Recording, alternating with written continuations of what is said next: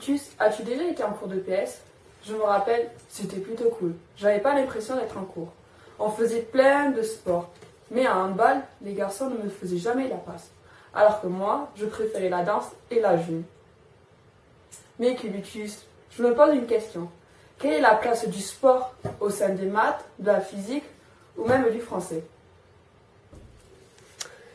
Alors, premièrement, on parle d'éducation physique et sportive et non de sport. Le PS s'est battu pendant des années pour être reconnu en tant que matière dans le domaine scolaire. Elle doit répondre à certaines exigences pour être une matière, dont les 5 domaines du cercle commun de compétences. La première compétence est le langage, à travers le corps.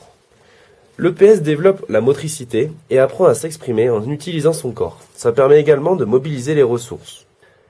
Mais qu'est-ce que les ressources? Il y a différentes ressources. D'abord, il y a les ressources motrices, où l'on travaille la coordination et la souplesse. Mais il y a aussi les ressources bioénergétiques qui se travaillent à travers la course. Il y a aussi les ressources affectives et relationnelles, où l'on travaille le contrôle de soi et l'entraide. Et pour finir, les ressources informationnelles qui travaillent les temps de réaction et les différentes décisions. Ah oui, par exemple, en sport collectif, il y a beaucoup d'informations. Donc, il est difficile de faire un choix. Tout à fait, c'est bien ça. Maintenant, passons à la deuxième compétence, qui est s'approprier les méthodes et outils pour apprendre. Le PS permet de travailler sur des projets collectifs, comme en danse et en acrosport. Ça permet d'apprendre à travailler avec les autres. Le travail par répétition permet de mieux intégrer les gestes sportifs et de se les approprier comme en javelot. Il faut aussi accepter de faire des erreurs pour progresser. En EPS, on peut également apprendre par l'observation de ses camarades, puis par l'action. La technologie peut être utilisée pour modifier ou évaluer une action, en filmant les élèves, notamment lors d'une épreuve de STEP. Mais tu sais, l'EPS peut également te transmettre des valeurs qui te serviront toute ta vie. C'est ce qu'on appelle la formation du citoyen. Comment le sport peut-il faire ça? Par exemple, lorsque tu pratiques un sport que tu ne connais pas, tu apprends le règlement et tu dois le respecter. Tu partages également des rôles et des responsabilités en EPS, comme quand tu arbitres un match. Et ça marche quand mon professeur me demande de jouer avec un garçon? Et oui, le fait d'accepter la mixité est un grand enjeu en EPS. Tout comme la santé, qui est le point numéro 4. Est-ce que tu sais ce que c'est la santé? C'est le fait de ne pas être malade. Ça, je le sais. C'est vrai, mais ce n'est pas que ça. La santé, c'est la santé physique, mais aussi la santé mentale.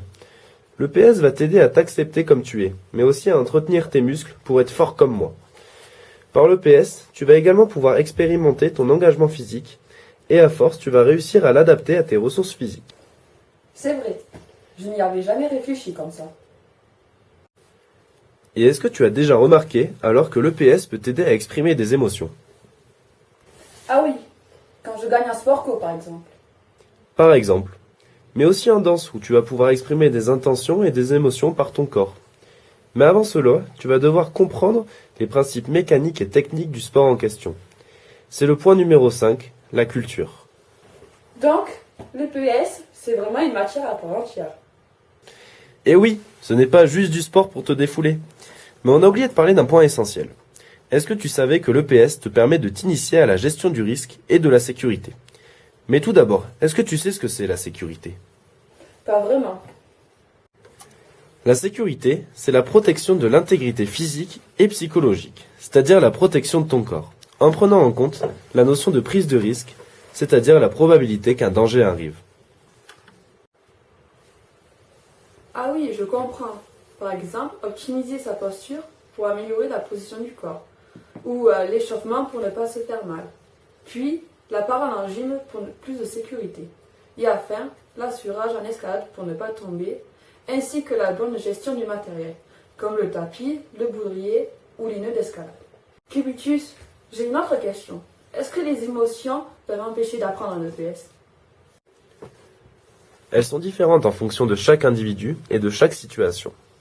D'ailleurs, il en existe une multitude, comme la joie, l'excitation, la peur ou encore la colère.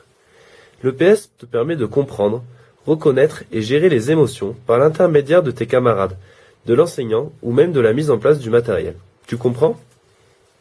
Oui, comme la défaite d'un match ou avoir réalisé le cross du collège sans avoir abandonné. Ou encore gérer le vertige en escalade en regardant vers le haut ou en communiquant avec l'assureur. Et enfin, faire une prestation devant les autres sans avoir peur, honte, en se mettant dans sa propre bulle. Mais attention, Soso, de ne pas se mettre tout le temps dans notre bulle, car le PS permet de faire des interactions avec les autres. C'est d'ailleurs l'une des seules matières où on peut interagir avec les autres comme ceci. D'ailleurs, on peut interagir à travers de nombreuses choses, comme des échanges, des observations ou encore des encouragements. Tout ceci va te permettre de t'intégrer dans le groupe et progresser plus rapidement. Comme l'aide en escalade, la démonstration en danse ou en javelot, les encouragements lors d'efforts physiques intenses, comme la course ou la natation, ou encore observer le placement d'un camarade pour réaliser correctement une prise de judo. Et enfin, avoir un rôle de leader en CO. C'est exactement ça. Voilà, maintenant tu sais tout sur le PS. À très vite pour une nouvelle émission.